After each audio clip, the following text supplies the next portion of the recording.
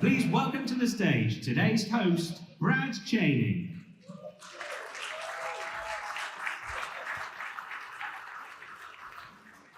Wow, quite a room in here.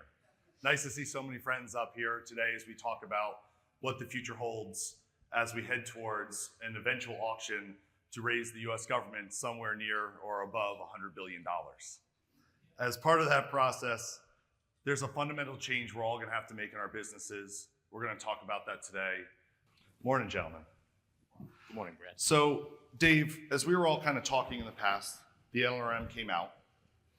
It listed out a very broad definition of what the government's going after on this FCC auction. What are the things that you brought back to the C-suite as you saw this paper come out, you digested it, you talked through it a bit? What were the things you started to talk to your executives about as you look towards what this is going to bring to us and what it's going to uphold as it went on, as we started to look at that? Finding a solution that meets all of our needs from a distribution perspective, and as importantly, from an acquisition perspective. So from a distribution perspective, to be able to hit anywhere from Northern Alaska to the Southern Caribbean to Hawaii, from one point to multi-point, be able to fail over from primary playout to backup playout in a ubiquitous, streamless way that allows no hits to our content. We have 2 playout facilities, one in Bristol, Connecticut, another one in the Woodlands. How do we move back and forth between the two with a new distribution technology that allows us to do that seamlessly? From an acquisition perspective, we acquired 96,000 feeds this year to date so far. A couple. Just a couple. Of that, 15% of that's satellite C-band today. So how do we replicate that in a way that allows us to stand up content in a minute's notice from live breaking news to get it back to any of our facilities in a way that meets the way we've been doing it for the last 40 years. Awesome. Ken, how are you guys at CBS Paramount looking at this? So I've broken it down into 3 things: quality, reliability, and availability. So as we were talking with our government relations folks with respect to communications with the FCC, we started to go down the equivalent wording, right? Which I get some pushback on. So quality, reliability, availability that matches what we have today in C-band, right? So that's going to be, it's going to end up being a mix, right? There is not one silver bullet solution, right, that gives us what we have today. So, that's going to be a testing curve, a learning curve, right, and understanding what we can do in order to maintain those 3 data points. And Alistair's, you guys just built, or we built, a brand new facility in Tempe as we gave Dave a whole bunch of other work to do a couple years back. From that side, you're in a new facility with new ideas, those things, but still, we rely wholly on C-band. Yeah, for sure. I mean, one of the things that I was very happy to hear is we may not have to rebuild our Earth stations, our uplink Earth stations, which is huge. So that's a big plus. One point I did want to mention in the conversations, I'm sure we'll be agreeing with each other for the next 20 minutes, is I told my management that there are still some gotchas here, and one of them is that this new solution is going to incur OPEX cost in addition to CAPEX. Right? Back in 2020 and 21, that was essentially a CAPEX exercise. This one is not. So I think one concern we have is how will that be accounted for? And I know I'm sort of going off topic, but that's a big one for us. And I think the other one is, I know the session is billed as sort of satellite replacement. I don't see it as replacing satellites. I see it as sort of augmenting satellites. So if we lose all or substantially all of the spectrum, which I think we probably will, our plan will be to, forklift the traffic to KU band and then supplement that with some number of terrestrial paths. And I'm glad we have, so many options. And at the end of the day, as Dave said, we need to get as close to the reliability of C-band as we can. So that's what I would. Perfect. So as we're walking through this process and you guys are looking at options that are out there, what are the first key metrics that you're looking at? Obviously, Dave, you just did some math on 15% of your inbound capture traffic contribution is coming in off C-band currently right now. What are you guys working at in the near future to do some of that stuff? Are you using resilient methods you had in the past, which was maybe you had a fiber path or an internet path to do those things? What are you guys looking at, and how are you working that testing model right now? So we've got a lot of experience using non-satellite fiber IP, using the public internet. Had a lot of success there. The primary challenge there is it's not, 5 nines. So when you think about 5 nines compared to 4 nines, that's 4 minutes difference in a 30-day period. So that's a significant difference in quality and reliability that we need to solve for. So as you're starting to talk about, I said 96,000 live events year to date, that's 200,000 live events in a year. A lot of those are lower tier events, college events. How do you get those to the same level of reliability that we have in our satellite and our fiber delivery? So just trying to figure out where the reliability is and how we solve this in a way that is different than satellite has been in the past. And from that aspect, Ken and Alistair as well, where are you finding those models in there as you're starting to test these things, and how are you getting metrics out of them to figure out how reliable they are? Because when you're watching one thing happen, now you're multiplying it with multiple different feeds coming inbound. How are you guys watching that, managing those networks to understand where that reliability model actually exists from that side? I think Ken's. So as we look at, terrestrial options, and we've been using terrestrial on contribution for sports, major events, we always have a satellite and a fiber connection. But it's now taking that understanding of the terrestrial network a little deeper and understanding what the routing is. And, I'll beat the vendors to death for a KMZ map, right? Because we need to know, right? We need to, it's not just as easy as here's the handoff at the stadium and I trust you, right? Because we need to understand what's going on. As a function of, looking at alternate options to CMED, we're seeing more available selections, right? 5G, we've been using in venue. We've been pushing the carriers to, what can we do with that as an outbound feed as well? So different aspects, different solutions. It's going to help us overall, but from a customer perspective, it's going to put more onus on us to make sure that the carriers and the service providers are indeed routing the paths and have the proper resiliency within their network, and on the local ends, right? That's the hard part, right? Once we get it into the network, it's generally good. All right, but it's that last mile transition, and what does that mean? Perfect. And Alistair, as we look at those things and we're architecting these concepts and networks, and you're putting those things out there, when that's happening and when you're developing the policy around that, what are those pieces that Ken and Dave are talking about are you guys looking at Fox?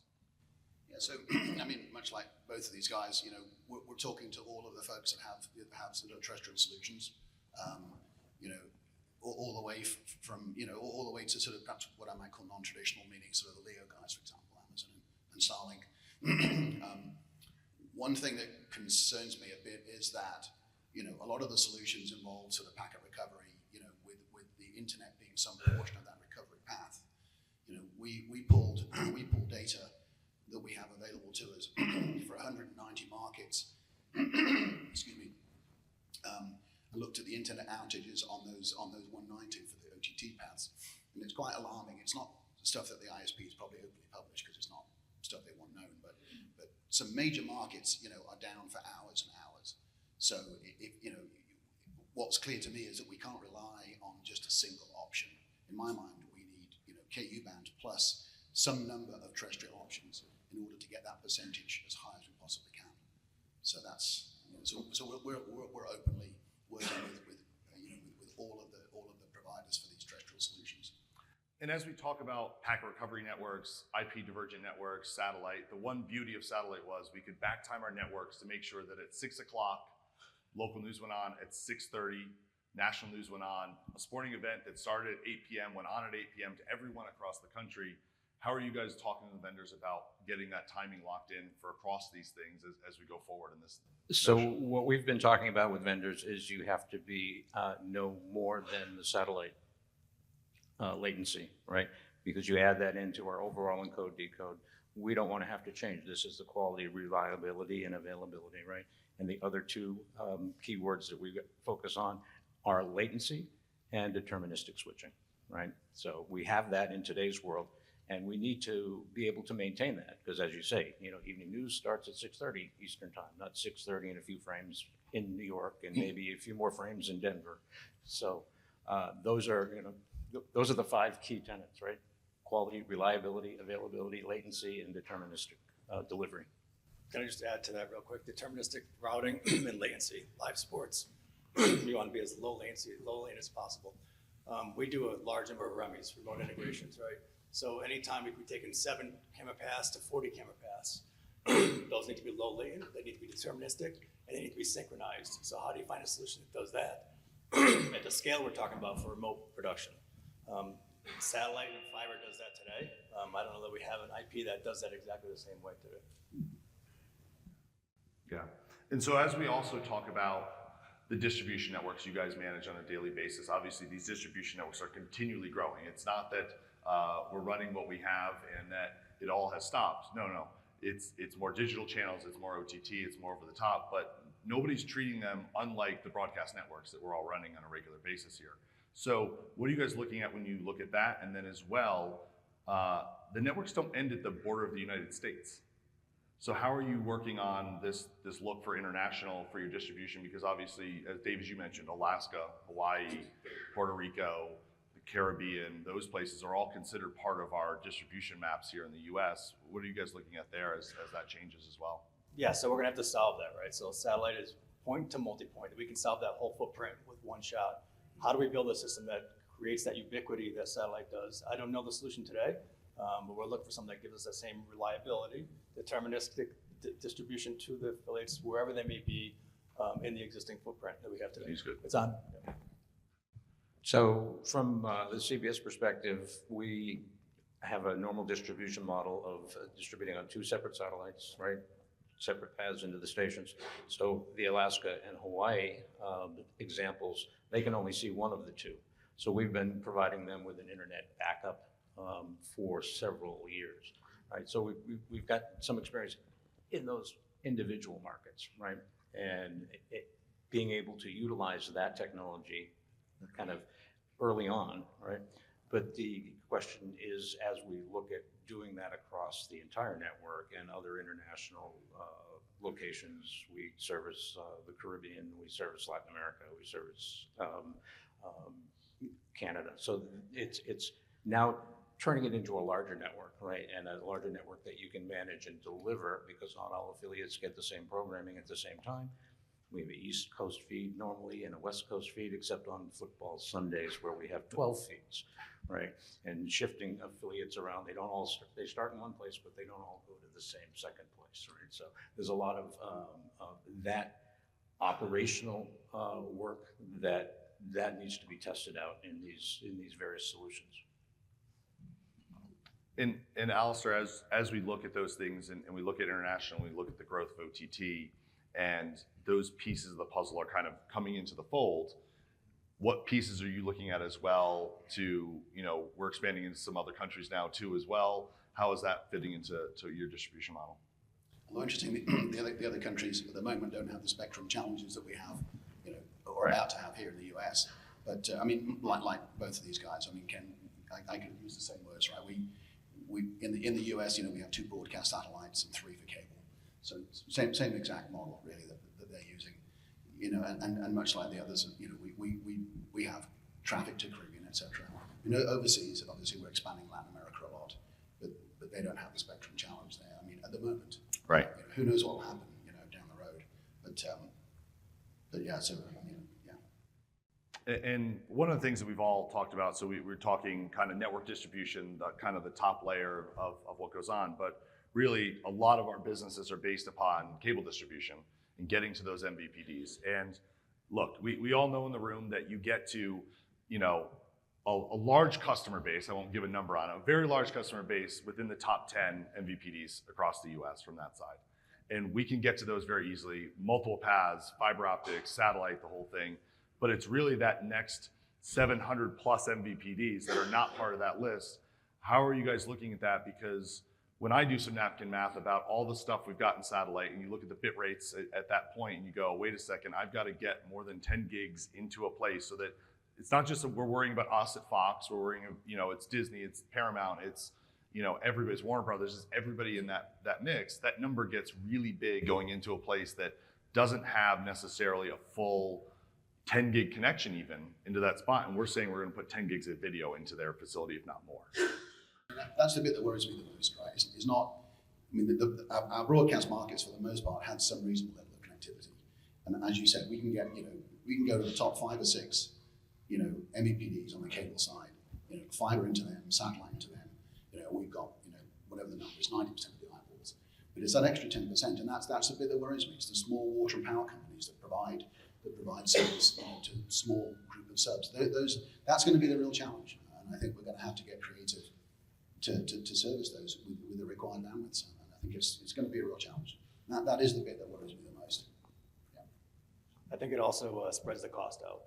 So if you're talking about satellite distribution, we're talking one cost for us, content provider, to build a system, to lease a satellite, to to get it to all of our affiliates. When you start to migrate to a terrestrial distribution model, now you're spreading the cost between us from a capital and OpEx perspective, and everybody's going to receive it. So there's shared bandwidth to each and every location. We want it to be redundant and resilient, so those costs are there as well. So it's not just the content providers that are absorbing the cost this time, it's everyone who's going to receive our content as well. So it's a much wider audience of people that are going to be impacted by this change.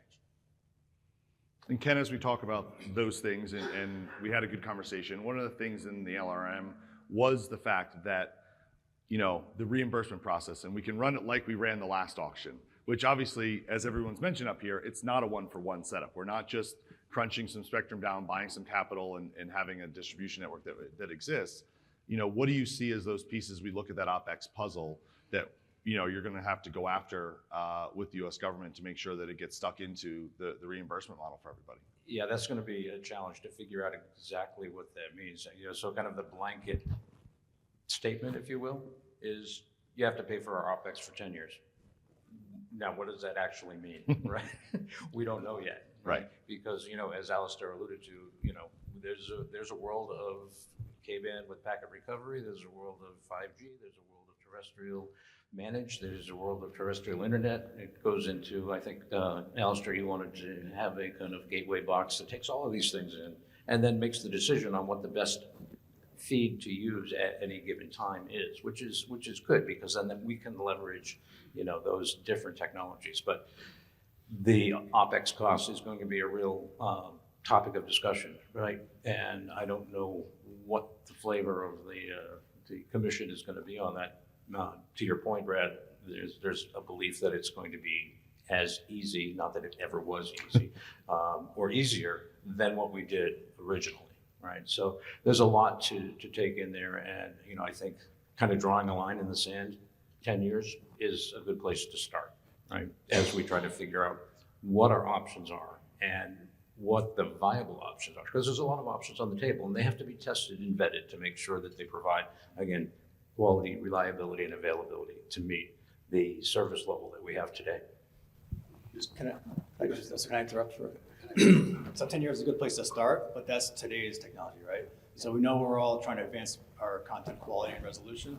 So we're 720p, 1080p HDR. Someday 4K is going to be real. That's a significant addition in bandwidth. So how do you manage that as well? And is the government going to cover those costs as well, right? So how do you write that into the ruling that's appropriately funding us and our affiliates in the right way as resolutions continue to increase? And I was just going to say, the cost catalog, back in 2020 was, pretty skinny, back in the day. There's going to be a whole new set of stuff that needs to be in this new one, forthcoming one, that is going to need some real sort of serious thought to make sure that everybody's solution gets captured. Right. Last time, as we said, it was a filtering exercise. There was some earth station construction, yes. HEVC conversions to reduce the bandwidth requirement, whatever. But again, very much sort of a capex focused. But they're really going to have to expand it this time because there's a whole new set of concepts that are going to have to be, Yeah, even in the first auction, there was a notion of being able to get reimbursement for labor to put in all of the changes that we made, but the requirements for submitting were so onerous to the point where submission of W-2s for individual employees, and it just became, we're not going to go there, right? You could go there, Right. but not. So the process is also what worries me. How is it going to happen? Who's going to be the responsible adult, if there are any, to make this happen on, there'll be the projected timeline, but then the realistic timeline on any kind of solution, whether it be 100 megahertz or 160, 180 megahertz. And I hope they streamline it, because I think it took me about 2 years last time to get all the paperwork done just to get the filters reimbursed. And it was sort of a nightmare. So I'm really hoping that they learn from that process and sort of streamline it, because it's a huge amount of effort. And speaking of that, so that's the reimbursement process. Obviously, that happens. We all spend a whole bunch of money up front with everybody in the room here, which is great. And then go try and get it back, which is fun too. But as you look at all of this process, walk me through the timeline. What does this look like? We have an auction date of the end of July in 27. From that side, obviously, hopefully it gets awarded by then. If anybody believes that, I've got a whole bunch of things to sell outside for you. But we get to that process, so we find out who the winner is, because quite honestly, I mean, maybe it's Paramount. Maybe they're going to buy all the satellite spectrum and sell it back to us. You just never know. You never know with these owners from that side. So, Just spent a lot of money, so I'm clear. but again, it may be one of the vendors that comes up next. So we'll see from that side. But how long is it going to take to make this transition in your guys' minds? I think we're going to need every minute of the 5 years that many are saying, and I don't want to steal Tom's thunder, and I think Deepak's going to talk on the SES side on the next panel. But I mean, when you get into building satellites, not a quick exercise, right? Yeah. I mean, there isn't enough KU band at the moment, as I understand it, to forklift everything at sea up to KU.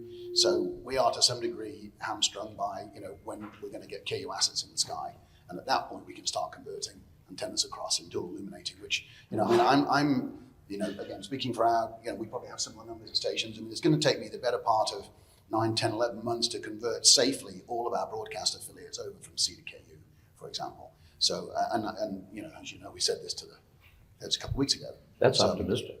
What's that? That's optimistic. You're going to keep them on the air? Well, I try to be an optimist. I mean, I don't want to shoot myself, but it's just So anyway, I think it's going to take 5. I think the NPRM had a max time of 5.5 years, if I recall correctly. But I think we're going to need every minute of that time. I really do. I think this is not going to be quick. And the cable guys, are responsible for their own antennas. In our case, we own the broadcast antennas at the stations. They're Fox property, so we have some element of control on how quickly that gets done. But on the cable side, it's up to those guys, and I just think that's going to take a couple of years for them to flesh that all out. I think we're going to need 5 years. That's my.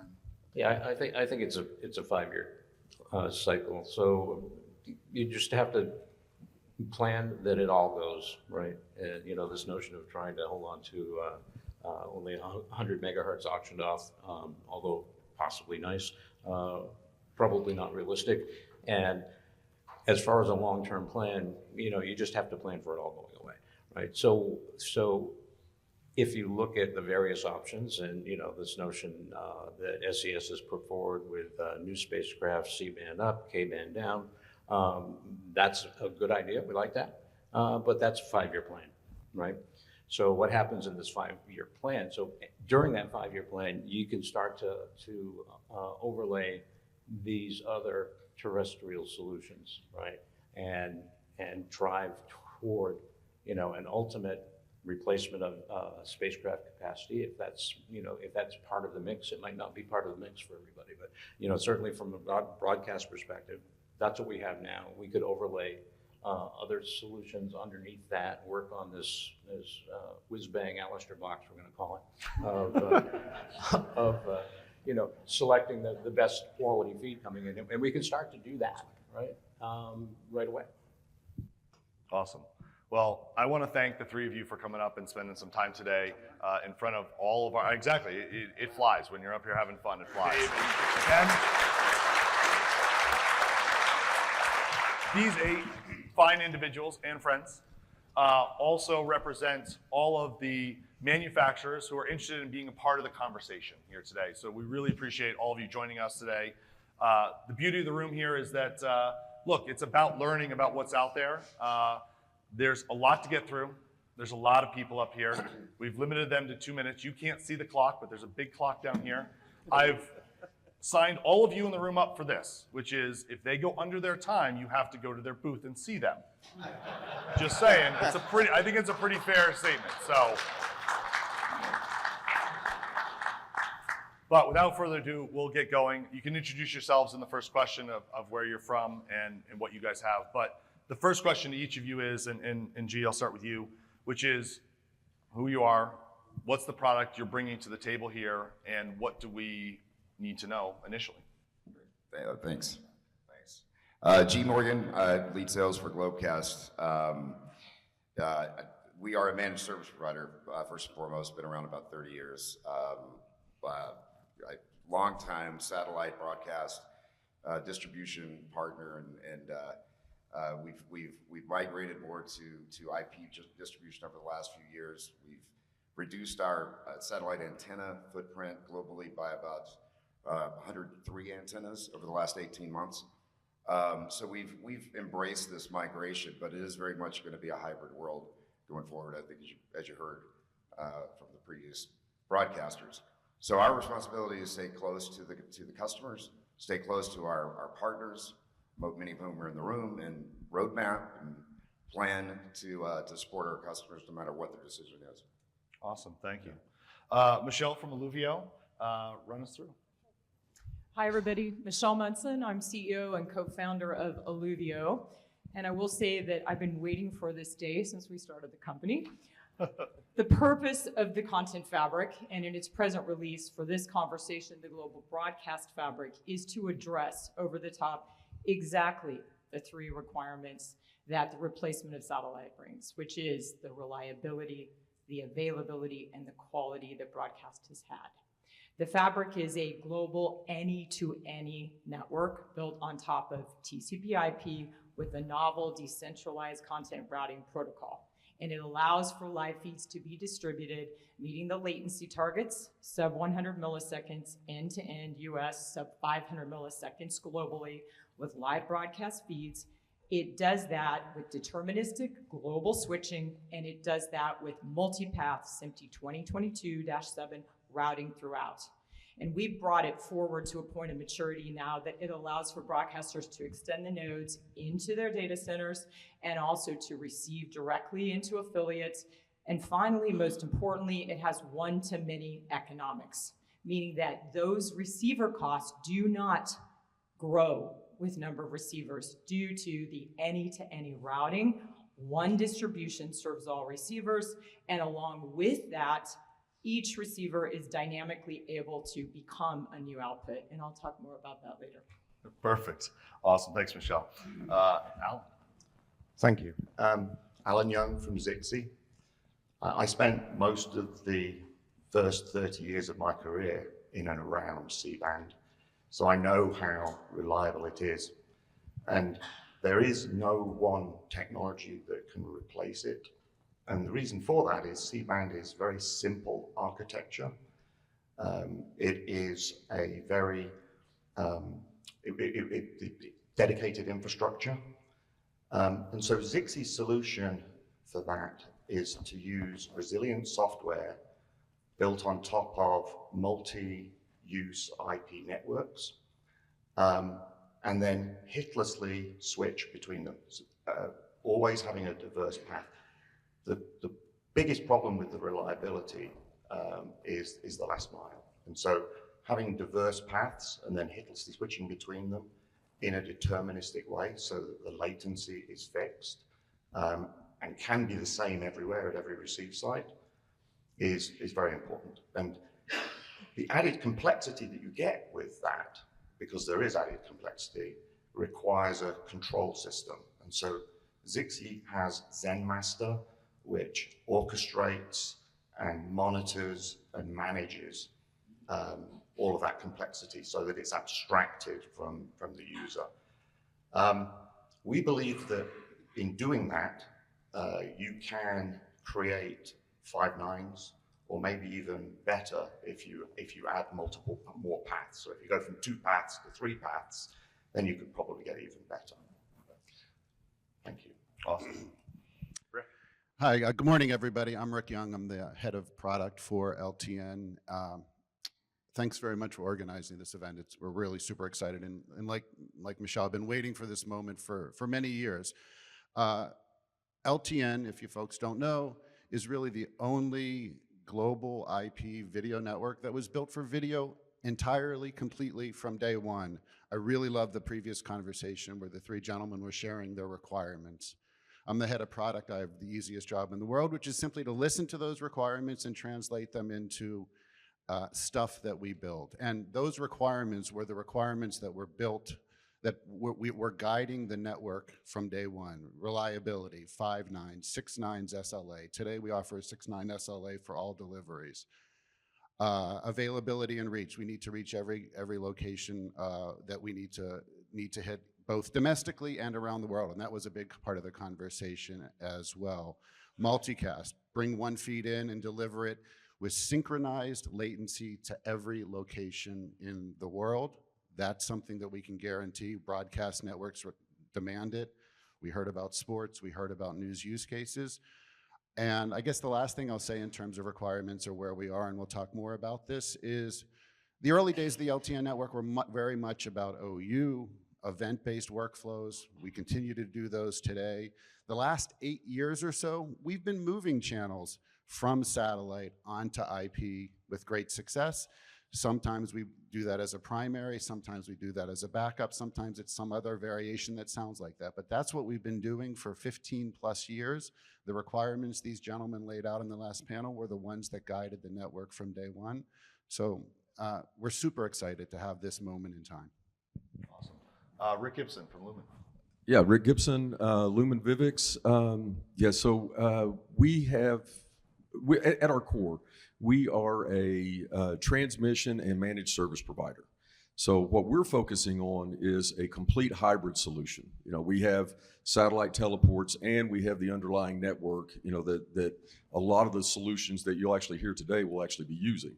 So what we look for is to utilize both, you know, whether it's C to KU, KU to KU, along with private network. As we build into all of your facilities, we will focus on delivering privately and then also using internet delivery, whether or not it's from a contribution standpoint, using SRT, RIS, Zixi, whatever encapsulation you require, and then bringing that back. So it's a complete contribution and delivery model using really every technology that we have available.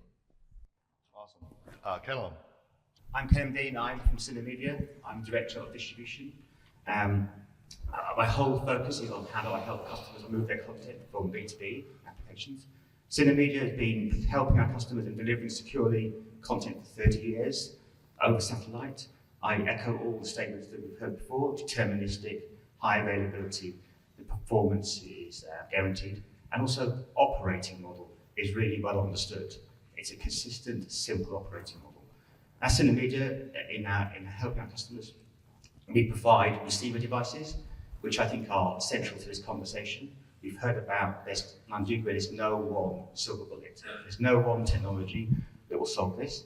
There will be multiple technologies for different use cases, applications. There'll be modern ways to do certain applications that won't work for others. So it's not just the delivery network, the core network, or the last mile. It's also, you have to think about application, operational flexibility.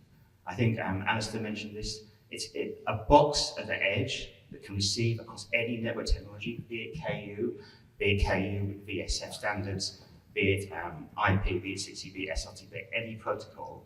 Our customers need the flexibility to change to new formats when they have it. There's a great opportunity with emerging technologies like Media over Quick, for example, which are designed for at-scale media optimized delivery over IP. It also has a promise and potential to solve timing issues by correlating different flows, like different audio, different graphics, different audio and resolutions, to allow customers to be more agile in what they take. But it's going to be a journey. It is going to be a journey. It's not going to happen day one. It's a complex process. It's commercially challenging, operationally and technology. Perfect. Thank you. Thomas. Great. Hi, I'm Thomas Edwards with Amazon Web Services. In a former life, I ran a KU-based network for a public service broadcaster, and I will tell you, every afternoon in the southeast United States, a thunderstorm came along and great deep null, like a giant piece of aluminum foil covering up the satellite, and we took a few minutes of outage, but it was a public service broadcaster. Our business model, that was okay. if you had an NFL game on, about touchdown about to happen, you went out for a minute, that would be a major problem. So I'm a manager of solutions architects for media and entertainment, and our solution architects would like to work with you to understand what your business requirements are to be able to determine what the optimal solution is for your C-band replacement issues. We work together with many of the partners on the stage. If you need a direct lower latency connection, say SRT or RIST or Zixi, if you are interested in perhaps a CDN distribution, which may be more affordable, but will have a higher latency, we work with Aurora Networks and Cinemedia. I think it's going to be up to your particular channel. Can your channel handle more latency and be less expensive to distribute? Or does your channel need less latency and be slightly more expensive to distribute? Or is there some other mechanism that you would like to use? Our solution architects would like to work with you to help have a dynamic, scalable, and resilient solution to your C-band replacement issues. Awesome. Deepak. Thank you. Good morning, everyone. So welcome to the future of most of C-band replacement, right? So a couple of data points that I think are very relevant as we get into the conversation. Number one, the long pole in the tent is when the FAA authorizes aircraft and the radio altimeters to be able to be ready for accepting interference from the C-band, right? From the upper C-band, which means, and A4A, which is the Airlines for America, has submitted and on the public record as saying that they can only do that by 2030. So that offers a gating item of when the airlines are going to be ready to accept interference from the terrestrial operators. So that's a really important gating item in my opinion. What are we doing? Many, if not all of you are our customers. We take that enormously seriously and are working obsessively to try and find the right solution to deal with this situation. What does that mean? We're building and designing a new set of Ku-band satellites, which are different from the satellites that have existed in the past, which had flat coverage over the United States, focusing power on the heavy rain zones. So that's kind of number one. Number two, the uplinks will remain in C-band. That means all of the infrastructure that you have around the country will remain exactly as it is. So that's number two. Number three, we're configuring a system that will allow you to receive into 3.8 meter Ku-band antennas, which we would retrofit to enhance availability. And with a lot of the steps that we're taking, we believe that we can come very close, not exactly all the way there, but we can come very, very close to the network reliability that you've enjoyed with C-band. You will be able to deliver the same signal to all of your affiliates in exactly the same time. And the only, I make it sound trivial, it is a huge challenge. The challenge that we have to overcome is how do we go from, 4 nines plus to 5 nines. And that's where we'll be working with a lot of our partners in order to be able to get us over that and deliver to you what we've been delivering over the last 40 years. So Deepak, since you went over, just calling you out on that one. So less people at your booth, just saying. No, but as the second question is, as you guys are looking at that, look, you're the one key piece in this model here. Again, not that you caused the problem, but you're part of it. Let's just all be honest from that side. But you talk about the next generation of satellites. We're talking about, look, what's that piece of technology? And my next question for all of you is what's that piece of technology that we don't know about in this room that you're either debuting on the floor or working on right now, but you're talking about that next generation of satellites that you guys are working on. Is that happening today? What's that process? So it absolutely is happening today. We're engaging with the satellite manufacturers around the world. There is an RFP out that describes exactly what I've talked about. C-band uplinks, Ku-band downlinks, high power, ubiquitous coverage of the United States, all of these elements that will go into designing exactly that solution. So the answer is yes. There's pieces that need to happen in space. There are pieces that need to happen on the ground. On the ground, by that I mean the retrofitting of antennas from C to Ku. So the 3.8 meter antennas being retrofitted to Ku.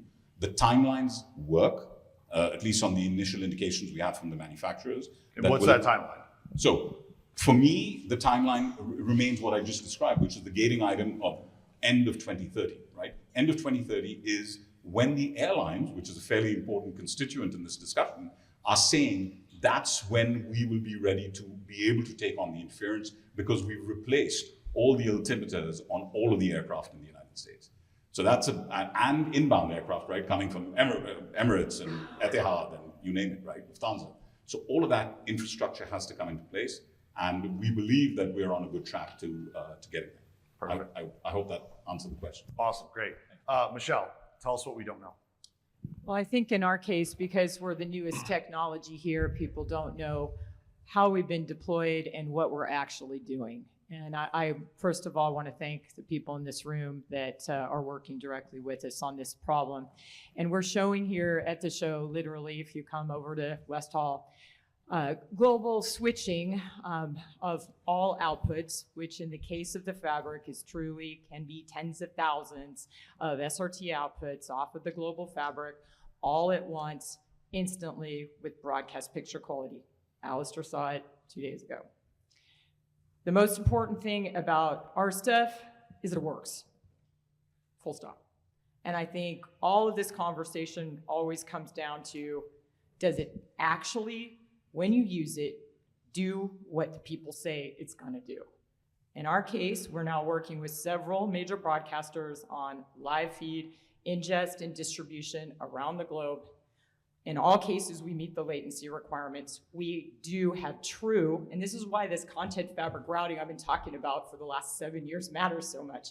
We have true multipath routing to the SMPTE 2022-7 standard with that kind of, let's say, diversity and availability independent of what kind of IP path we're running over. And then finally, on top of that, we have the flexibility that I think this is really about. It's not just about replacing satellite. It's the transformation of the industry into what could be a truly over-the-top, flexible, simple, data-driven kind of workflow that really not been able to take advantage of before. And then finally, I don't think, and in our solution, you have to give up the economics that you've had. And again, I mentioned this, but one of the breakthroughs of the Fabric is the fact that everything is just in time from that in-network distribution, component-based media in the network that then is dynamically in this case generating SRT outputs, transport stream outputs, RTP outputs, and lastly, fitting this directly into the data centers where we receive from local multicast RTP inputs and also output those at the quality you all expect. Awesome, thank you. Kenlon, how are you in Cinemedia? What do we need to know? So for us, this is a collaboration. I think there's no one technology and there's no one vendor that can solve all this. So for us, we build an extensive ecosystem. We work with nearly everybody in here, up on this table, up on this platform here, and our customers to have options where we can switch across different technologies. I think there's the most important challenge is maintaining service for our customers. How can our customers move, make this transition, and keep everything working seamlessly for their customers? How can they do that where the complexity is going up, which is operational complexity, it's day in, day out complexity, which is much more than they have today. I think that's the first part challenge for us. And for us, we're working very extensively with our partners on how we can move content around using, say, for example, AWS and cloud infrastructure, how we can work with the different people up here like Zitzi, how we can work with people to roll out, the mass rollout like USSI. How do we deploy everything to our customers? How do we turn it up? How do we provision last mile? Because I think the one bit is, as was mentioned earlier, last mile is critical. You can't have a single last mile connection or first mile. It's got to be multi-path last mile where you can switch across those to give you that deterministic performance, that resilience. I think we mentioned earlier, across the whole US is one frame variation, so latency is important. But then that's the first challenge. I think the other opportunity, I think we mentioned around how Disney mentioned how you can get to 4K. The whole workflow today is centered around satellite distribution. That's how it works from play out to linear channel creation to delivery to switching and how all the ecosystems work. That cannot change over time, straight away, sorry. But over time, you could do things in a much more distributed fashion, adapting to the new technologies available. Awesome, thank you. Thomas? So I think the thing we keep hearing is that there is no single magic bullet to C-band replacement. And I I think that you're going to have to take a very careful look at your particular business model for your particular individual channels to figure out what you want to try to do. The cloud is here to be an easy way that you can spin up capabilities, try them out, spin them back down again. And if you need to change your technology because you're identifying a different change in your business model, you can very easily on the cloud adopt a new functionality to try to solve your problems. And I think we have many great partners who are working on this with us, and you can come by our booth. You can see our C-band replacement demo where we have several of them there. I think it's we already see a couple of cable channels which are using CDN distribution, which is very affordable. It has latency challenges. It has some availability challenges at small cable head ends where maybe they have one internet connection. I've got a gigabit fiber to my house, but it has gone down for 3 days, which is not something you want. You definitely have to have that redundancy if that meets your business model.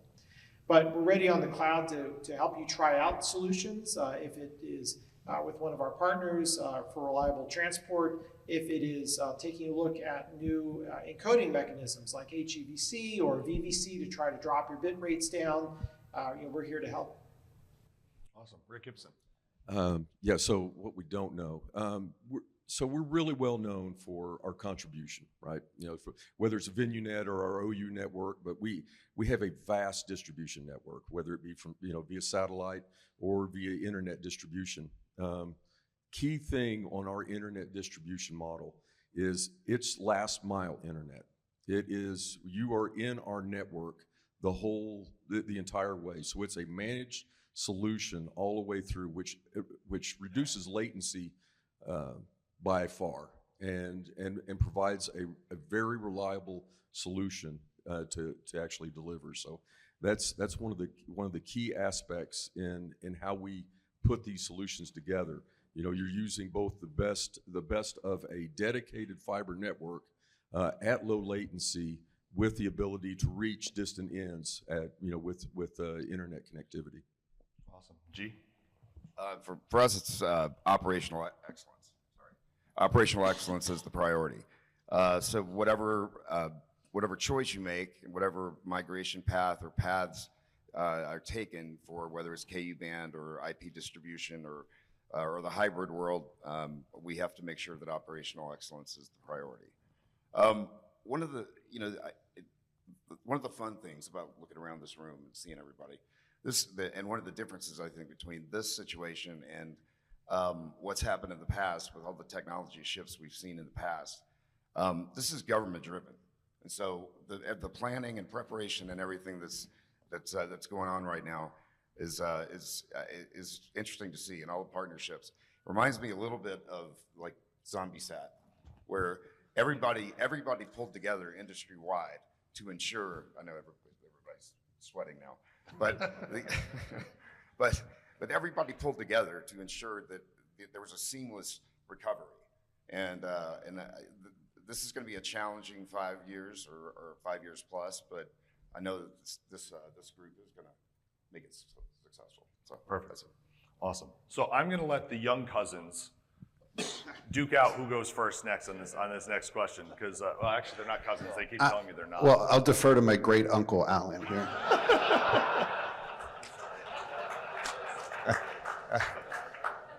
I was thinking when you mentioned ZombieSat, Ramiro Reynoso is sitting in there. And, he was one of the principals that saved the industry there. And that's one of the few times that C-band has really been a problem.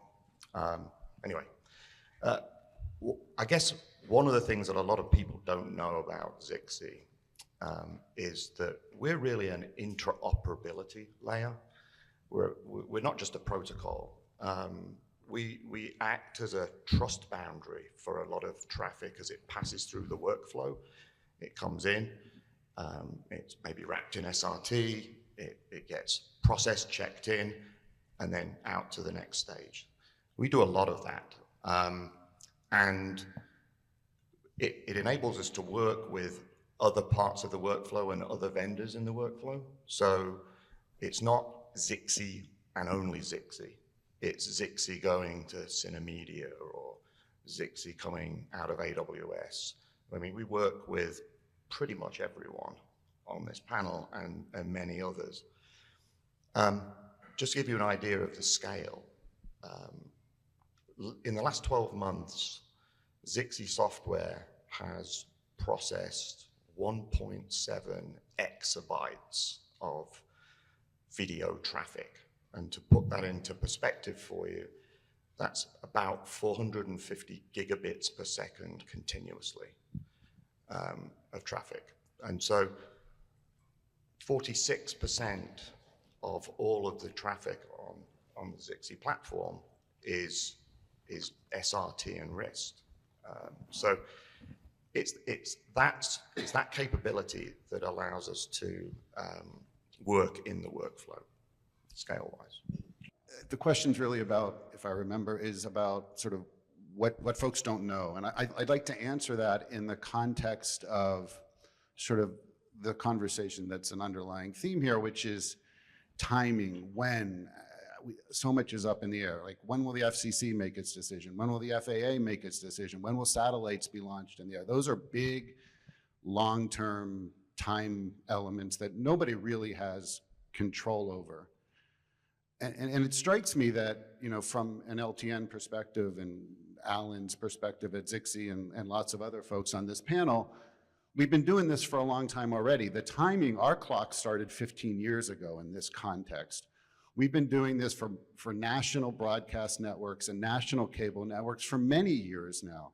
Masson and MSG, I see folks from the Tennis Channel here in the audience, the Scripps Networks, Televisa Univision. These folks have made the transition, maybe not for every one of the channels in their portfolio, not claiming that, but folks have made the decision to use IP to reach a nationwide 210 affiliate market broadcast network.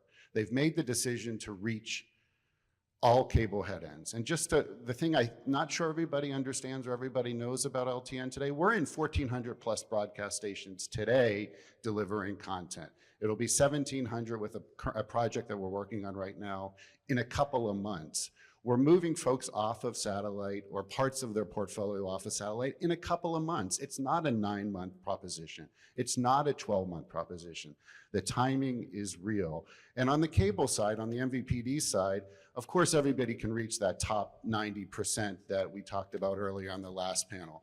But we're reaching today, unknown perhaps to many of you, 98% of the MVPD eyeballs that exist today. And that last 2%, thanks to partnerships with the ACA and the NCTC and our continuing commitment, we'll be at 100% by the end of the year. I just want folks to understand that timing is really, like, this is available now. So I would like to thank all of you for being here this morning and extolling the virtues of what you've got going on. The exciting piece for me, and I'm trying to find exciting pieces of losing, you know, an entire block of spectrum and all those things, in the reimbursement process. Thankfully, Alistair said he's going to take care of it for me, so I'm good on that front. But we're actually not doing what we did last time, which is we're having a conversation with a whole bunch of people up here and all of you in the room about what the future looks like and what you want it to be. And that 5-year timeline we're looking at gives all of these people a time to have a conversation with you to make sure that we're building the technology that actually drives the business forward and not just replacing what we did yesterday. So big round of applause for all of them here. Appreciate the time today.